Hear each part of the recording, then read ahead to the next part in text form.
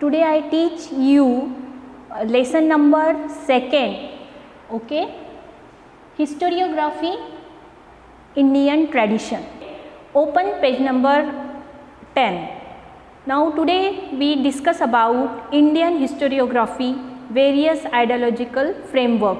So Indian historiography, various ideological framework. What is mean by ideology? Ideology, it means the different type of thoughts of the different type of the thinkers, that is mean by the ideology. So the different thoughts and different thinkers. So we discuss in this passage about the different type of the ideology, different type of the thinkers. So the first one is the colonial historiography. See, the first one is colonial historiography. Okay, see, we discuss about the colonial historiography. So what is meant by the colonial historiography?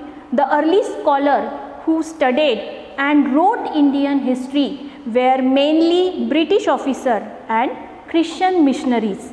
Their prejudice is clearly reflected in the way some of them have ridiculed. What is meant by the ridicule? Ridicule, it means the fun.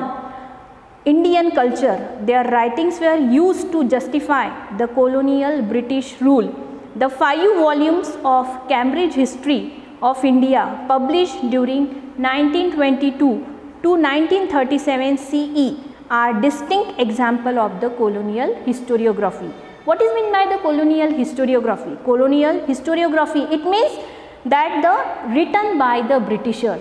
Colonial historiography written by the Britishers, and that is called the colonial historiography. So the 5 volumes of the Cambridge History of India published during 1922 to 1937. So that there are so many different type of the examples, and that in colonial, it means that when the Britishers written about the Indian history, they showing their prejudice while they were writing about the Indian culture, and that's why that is the colonial historiography written by the Britishers. Then next one is the Orientalist historiography. Second one is the Orientalist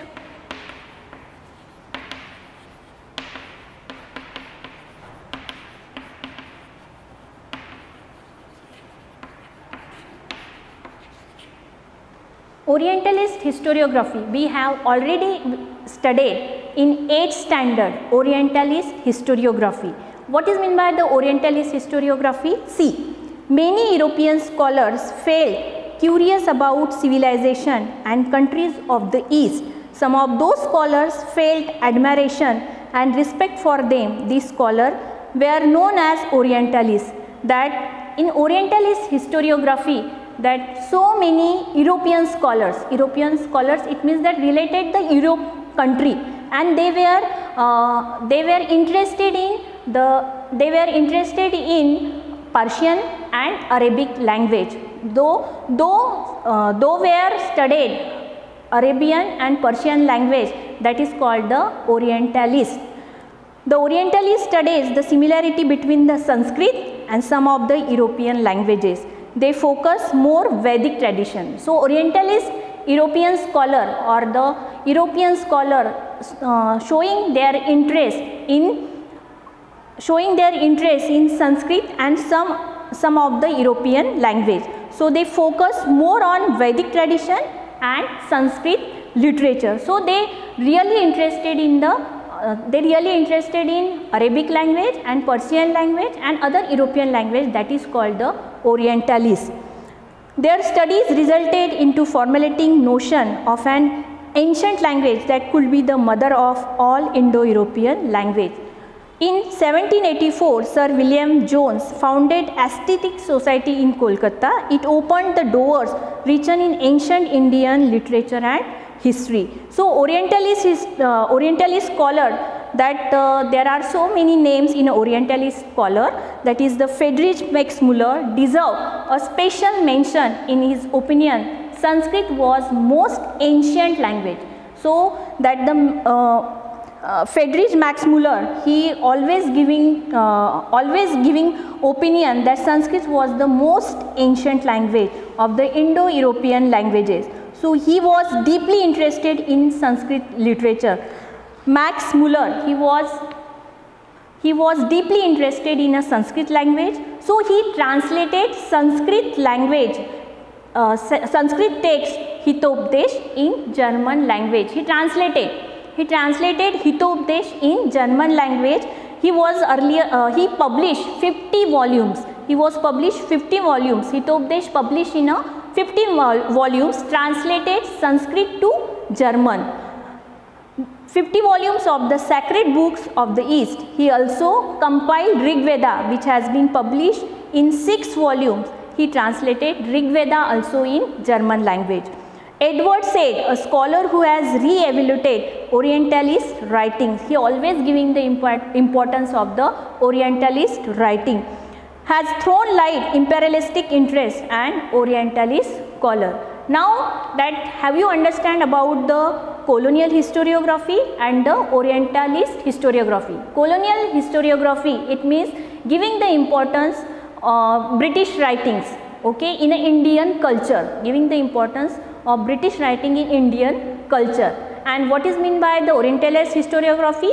It's a European scholars came in India and giving the importance of the Arabic, Persian language and giving the importance also in Sanskrit literature. So that is meant by the Orientalist historiography. Now we see the third, that is called the nationalist historiography. See, the nationalist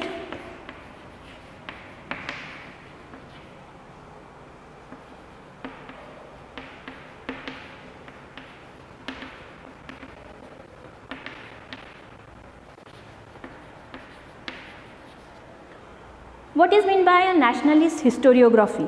The writing of Indian historians who were trained in the British educational system show an inclination to restore the pride in the ancient glory of India, the self-esteem of the Indian readers.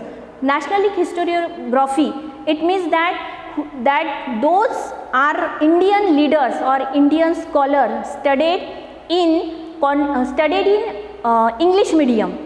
Okay, and they were written about Indian history, criticized of the British writing. Their writings are known as a nationalist historiography. Those were writing and criticized against of the British writing, that is called the nationalist historiography. Nationalist writing in Maharashtra were inspired by Vishnu Shastri Chimplunkar. There were a lot of names that related with nationalist historiography, those who were written or the criticized against of the British, they were criticized against of the British writings. That Vishnu Shastri Chimplunkar, he always criticized and prejudiced history of ancient India written by British officers. The nationalist historian tried to seek the golden era of the Indian history. They are at times blame the ignoring the critical analysis of the historical truth. So there were the different type of the name, always against of the British writing, always criticize that Indians are Mahadev Govind Ranade, Ramkrishna Gopal Bhandarkar, Vinayak Damodar Savarkar, Rajendra Lal Mishra, Rajesh Chandra Mujumdar, Kashi Prasad Jaiswal, Radha Kumud Mukherjee and Bhogwan Lal Indarji, Vasudev Vishnu Mirshi and Ananta Sadashiv Altekar are the names of some renowned scholars among the nationalist historians. So these today we are discussing about that the colonial historiography, Orientalist historiography and nationalist historiography. Again I repeat it. Colonial historiography, it means that written by the Britishers related with the Indian culture and Indian tradition, that is called the colonial historiography. Orientalist historiography, that European scholars giving the importance of the Persian, Arabic language and Sanskrit language, that is called the Orientalist historiography. And last one is the nationalist historiography. It means that our Indian writers, our Indian thinkers write against of the British officer, criticize British officers. So today I finish our topic that related with the Indian ideological framework. Tomorrow we will continue our next topic. Thank you.